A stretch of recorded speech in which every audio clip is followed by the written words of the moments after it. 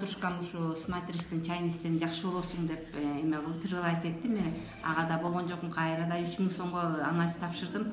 Анан ошол жерден операцияга деп отурган кезде отурсам бир аял айтты, көзгө эт өсүп кеткенде, карекке жетип калганда операция жасаса сокур болуп калат экен дегенде, ошондо ойлондум дагы, анан келип туруп анан компанияга келдим дагы, контракт түзүп туруп анан иче баштадым. Эми ушундай бир эме болсун, көзүм көрбөй калгычактан да ушундай бир эбепти болуп караар дедим дагы.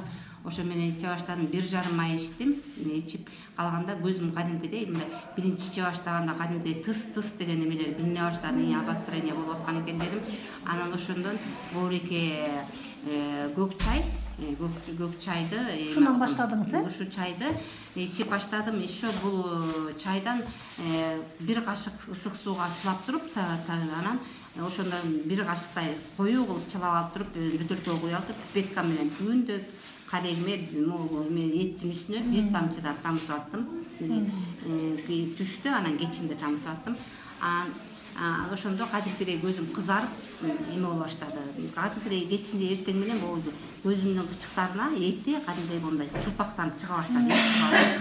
Анан бир күнү дагы этим эртерээк чыгып кетсин деп, бир күнү 2-3 тамчы тамызып жатып алдым да, жатып алсам, бир маалда кызым тамак иштеп ойготкондо көрсөм, эки көзүм кыпкысыл аябай. Көрсө ошондо ойгонуп турсам, эки боо көзүмдүн кычыгына эт балжырап чыгып калыптыр.